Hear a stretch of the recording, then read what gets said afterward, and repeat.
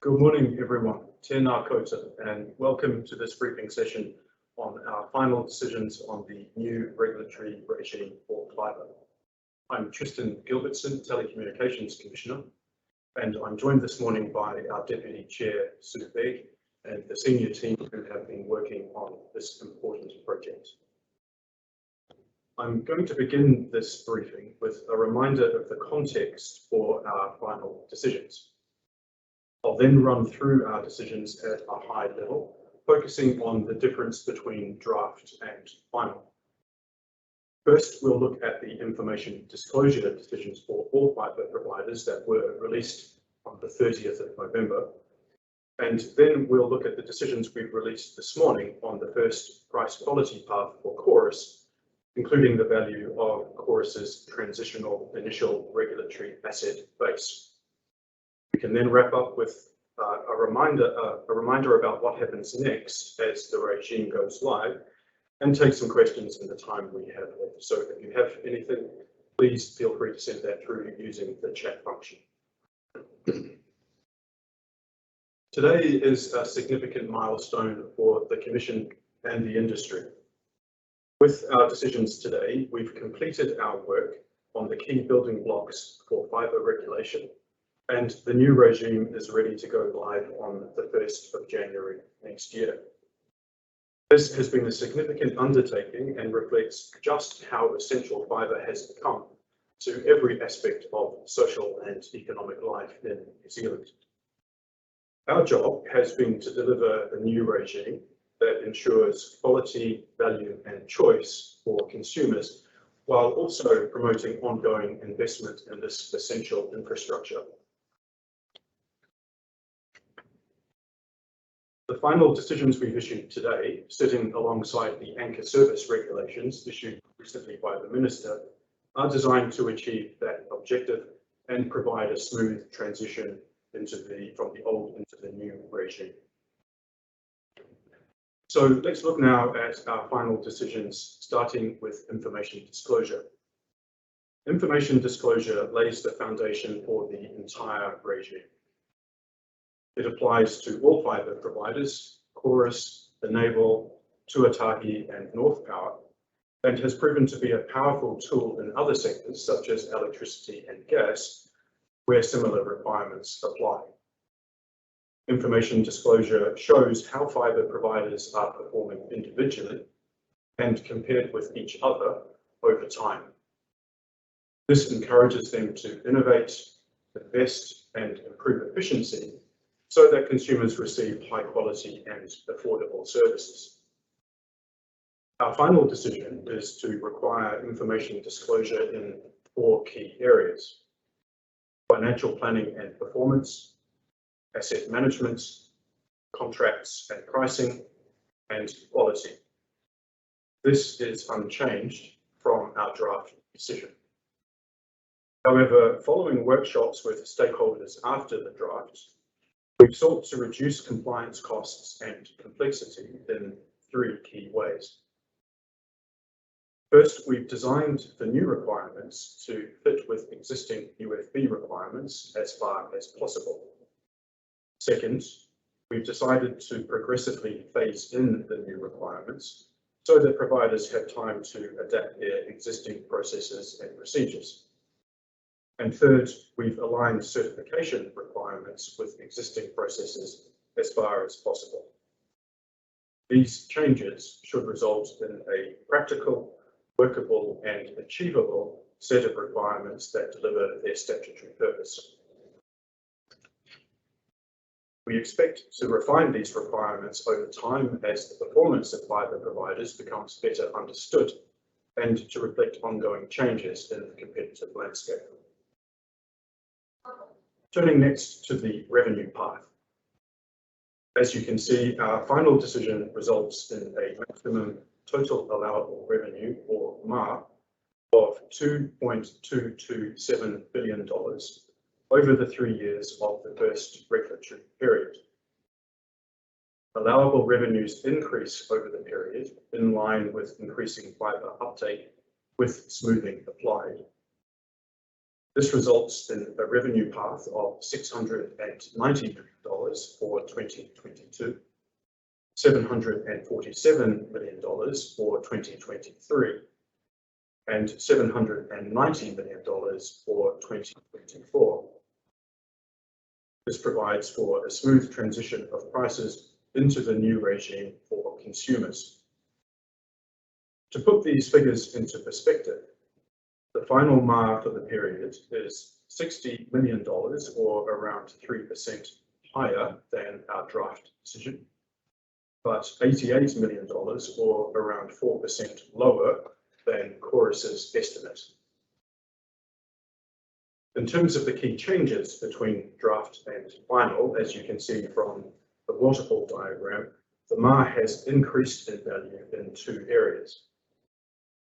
First is expenditure, where we've increased allowances for the period following consultation on the draft and further evidence from Chorus. This results in an increase of $60.1 million relative to the draft. The second is depreciation, where we've altered our approach to depreciation of the financial loss asset. This results in an increase of $37.1 million relative to the draft. We'll look more closely at expenditure and depreciation shortly. The increase in these areas is offset by decreases in two other areas. First is the initial RAB, where there's been a decrease of $5.9 million as a result of various changes from our draft washing through to the revenue path. We'll look at these changes next. Second is a category labelled Other, which captures movements in value resulting from updates to modelling inputs, including forecasts, and finalising the WACC. This results in a decrease of $30.8 million.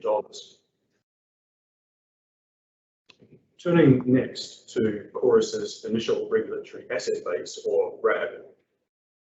The initial RAB is a key building block in the new regime because it represents the total value of all of the assets Chorus uses to provide regulated fibre services. It also includes the financial loss asset, which is intended to compensate Chorus for losses incurred in building its fibre network ahead of demand. We've determined the initial RAB on a transitional basis, using all of the information available to us at this time, with a view to this being finalised next year when we receive the necessary information from Chorus. This information is limited to actuals, where we are currently using forecasts, and further assurance in relation to floor space allocation, which I'll cover in the next slide. As you can see, we've determined a value of $5.425 billion for the transitional initial RAB. This is made up of the total value of core fibre assets, where we've determined a value of $4.034 billion, and the total value of the financial loss asset, where we've determined a value of $1.391 billion. As I mentioned, the initial RAB will be finalised in 2022 once Chorus is able to provide the necessary information. Any differences between transitional and final values won't affect the price quality path for the first regulatory period. This is now locked down. Any impact on revenue will be washed up over the second regulatory period. Now, to put these numbers into perspective, you can see that the final total RAB value is close to the draft, being just $2 million lower. The real movement between draft and final has been in the underlying components, where core fibre assets have increased by $53 million, and the financial loss asset has decreased by $55 million relative to the draft. Our final decision is $82 million, or 1.5% lower than the $5.507 billion estimate provided by Chorus. In terms of the differences between draft and final, as you can see, there are 4 key areas of change. First is pre-2011 central office floor space. Here, our view is that Chorus has failed to provide adequate assurance in relation to its floor space allocation model. We've therefore reduced Chorus's proposed allocation by 50%. This reduces the RAB value by $67 million relative to the draft. However, we will allow for an adjustment to be made if Chorus can provide adequate assurance before the initial RAB is finalised next year. We'll consider this along the wash-up for actuals in finalising the initial RAB. Second is pre-2011 ducts. Here we've decided to approve the route length ratio allocator type proposed by Chorus for ducts that existed prior to the UFB initiative. However, to appropriately reflect usability, we've capped the allocation of pre-2011 ducts at 30% in 2015, rising linearly to 50% in 2021. This is to reflect the proportion of ducts that had been available to be used for UFB during the pre-implementation period. This decision increases the RAB value by $50 million relative to the draft. Third is the future benefits OPEX allocator. Here we've decided to approve the use of the future benefits allocator type proposed by Chorus for joint marketing expenses. However, we've allocated these costs using the present value of forward-looking revenues over a 5-year time horizon, rather than the undiscounted revenues over a 12-year time horizon as proposed by Chorus. This decision reduces the RAB value by $30 million relative to the draft. Fourth is post-2011 ducts and manholes. Here, based on further evidence provided by Chorus, we've accepted that these costs are directly attributable for the purposes of cost allocation. This is a change from the draft, where we propose to allow for some sharing of post-2011 ducts and manhole assets. This decision increases the RAB value by $18 million relative to the draft. And fifth is Chief Technology Officer, or CTO, common costs. Here we've decided to approve the use of a TOTEX allocator type, but not to approve its use for all CTO common costs as proposed by Chorus. Where we don't consider that TOTEX is justified, we've applied alternative proxy allocators proposed by Chorus, which we consider better meet cost allocation requirements. This decision reduces the RAB value by $8 million relative to the draft. Turning next to depreciation. Our final decisions are for Chorus's core fibre assets to confirm the default straight line depreciation method, and for Chorus's financial loss assets to apply a tilted annuity method with an asset life of 14.2 years and a tilt rate of -13%. Our final decision on the financial loss asset is a change from the draft, where we proposed using a diminishing value method.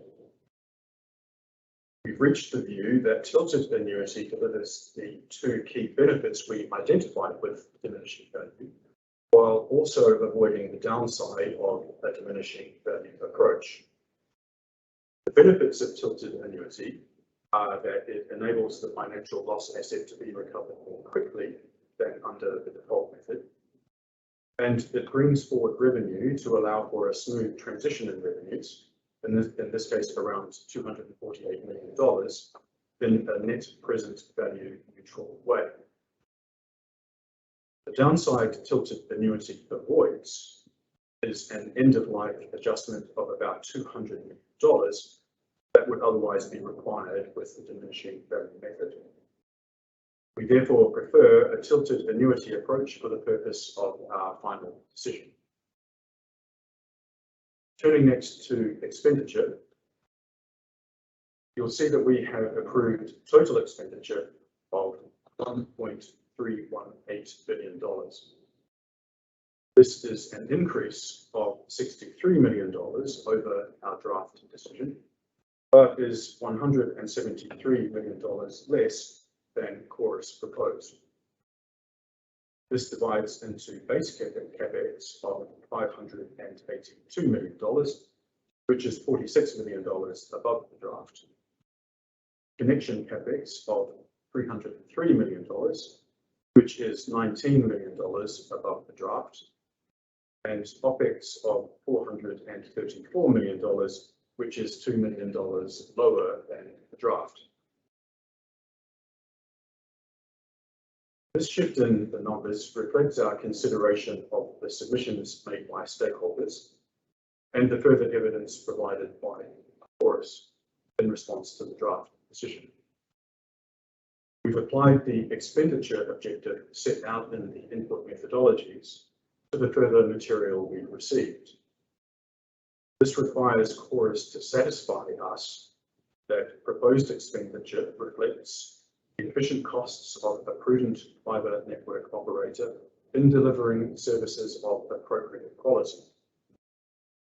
As a result, we've decided to increase allowances in certain areas, but have otherwise confirmed deductions made in our draft for failure to satisfy the relevant requirements.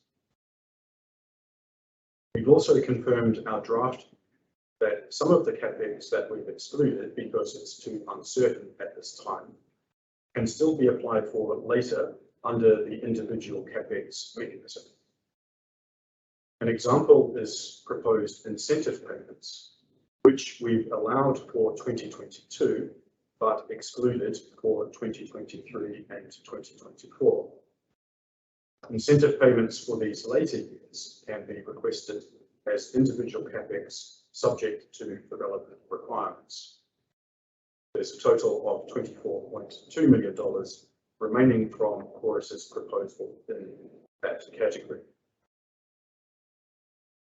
Moving next to the key input methodology inputs. We've now calculated and published the final WACC value to apply to our final decisions. This was calculated as at the 1st of June and published on the 1st of July this year. As you can see, there's been some movements in cost of capital since the draft. For our final decisions, the vanilla WACC midpoint is 4.72%, with a post-tax WACC of 4.52%. Lastly, let's turn to our final decisions on quality standards for Chorus. Here, our key objective is to lock in existing high levels of performance for consumers and prevent any backsliding by Chorus. We are confirming our draft decision to only set standards for the mandatory quality dimensions specified in the input methodologies. These are availability and performance. We remain of the view that for now, the optional quality dimensions are sufficiently covered by information disclosure, anchor service protections, and competitive pressures in the market. Our final decision for availability keeps average downtime as the relevant measure, keeps separate reporting at layer 1 and layer 2, and keeps the standard applying at each POI area, but moves from monthly measurement to an annual measurement, with minor adjustments to exceedance thresholds following submissions. This will help ensure that consistently high levels of availability are maintained across all points of the network.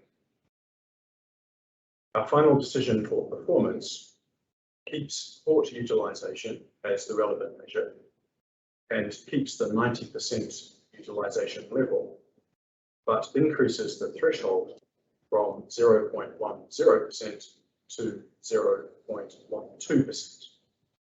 This confirms our draft view that end-user experience will be impacted if a port reaches 90% utilisation, and that only a small number of ports, 0.12%, should therefore ever be allowed to reach that level.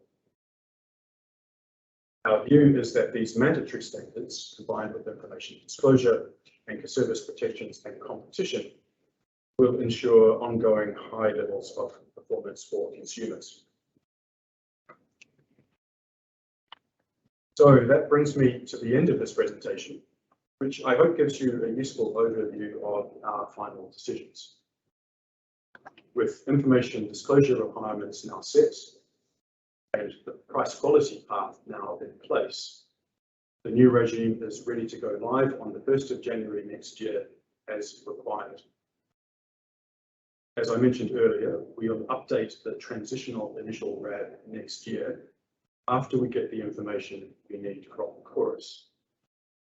When we get back in the new year, we'll start this work on finalising the initial RAB, and we'll continue our work with all fibre providers as they begin the transition into the new information disclosure regime.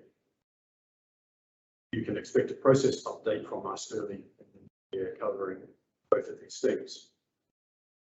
For now, it only remains for me to thank the team at the Commission and the many stakeholders who've contributed to the fibre process over the past 3 years for the enormous effort that has gone into getting us to this point.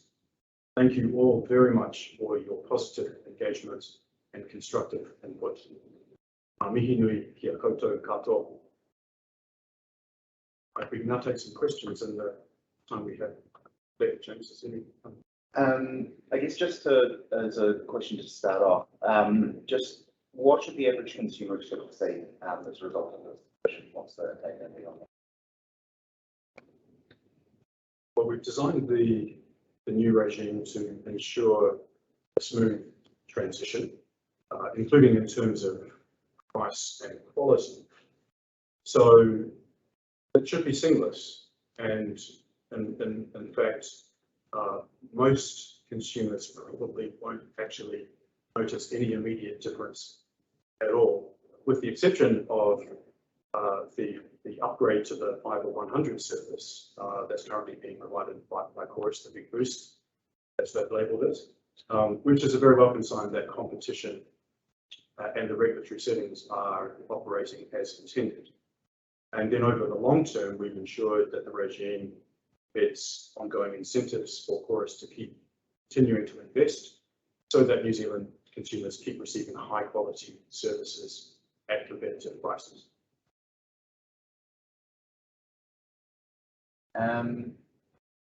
Just looking at the chat, doesn't look like we've got many questions coming through. If there are any questions, I should start happy to pick up on those. So, okay, great. Well, I think that's a wrap. Thank you very much, everybody. If you do have anything, or if anything is in the pipeline that hasn't come through the team yet, we'll make sure that we address that offline and post the Q&A on the website. So thank you very much again, everyone for attending this morning.